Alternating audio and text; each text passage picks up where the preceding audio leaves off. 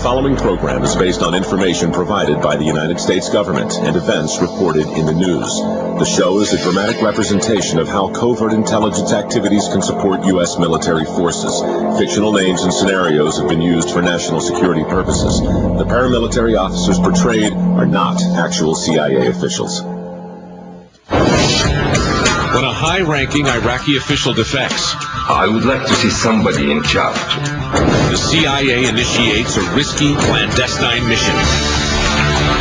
This was an extremely sophisticated plan. It called for split-second timing. One mistake, and both the officers could end up dead. A special operations force is inserted into Libya to gather vital intelligence and stop a deadly wave of terrorist attacks against the United States. These terrorists could not be allowed to carry out their attacks at any cost. They had to be stopped. Behind enemy lines, they must rely on their specialized training and sophisticated technology to carry out a complex and lethal covert action.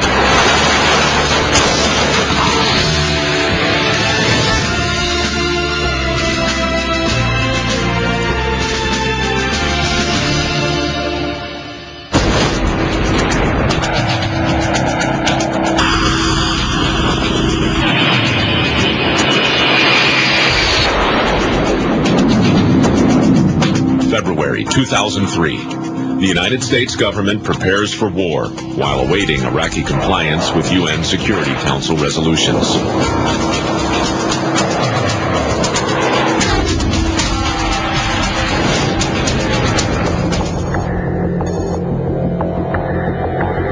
At CIA headquarters in Langley, Virginia, concern grows that prior to any war, Saddam Hussein might launch a wave of terrorist attacks. In the weeks and months leading up to Operation Iraqi Freedom, the CIA noticed a sharp increase in the amount of communication traffic coming out of Iraq. They suspected that many of these messages contained targeting information for future terrorist attacks. But all of the messages were encrypted. Fortunately for the CIA, they got an unexpected break.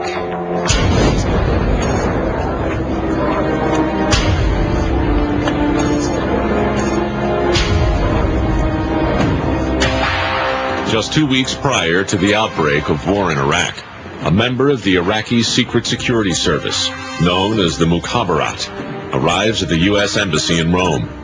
He has made a decision that will ultimately affect the fate of his country. This individual was assigned as a code clerk in the Iraqi embassy in Rome, Italy. His job was to encrypt all sensitive communications between his embassy and Baghdad.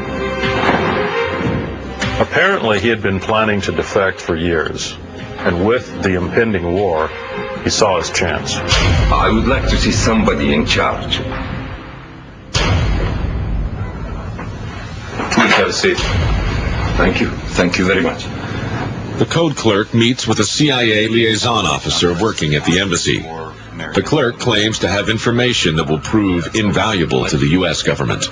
First, you must promise me political asylum and safe passage to a Western country of my choice. And what do you have? The codes. The Mukhabarat codes.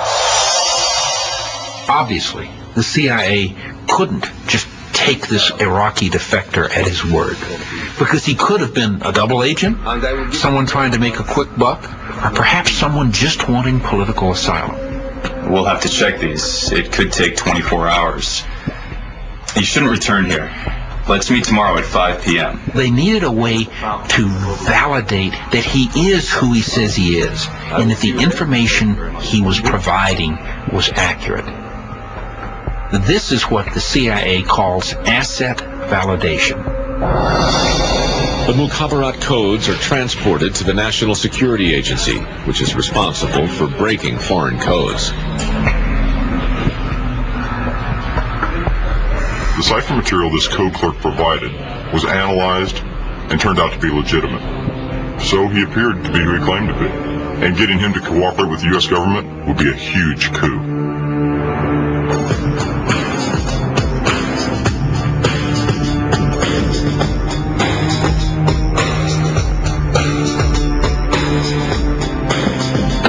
CIA liaison officer is instructed to recruit the code clerk.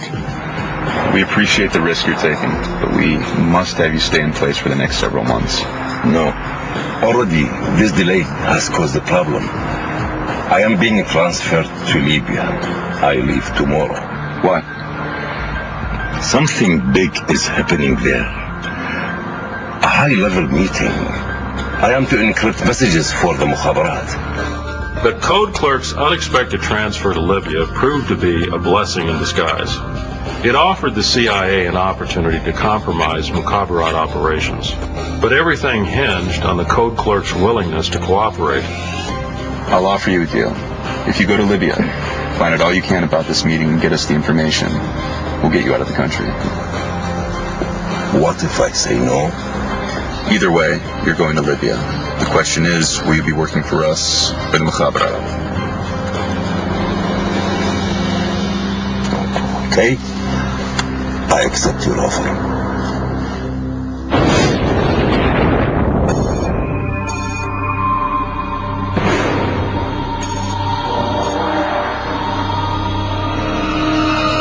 With the code clerk's cooperation secured, the CIA now needs to make arrangements to provide contacts inside Libya.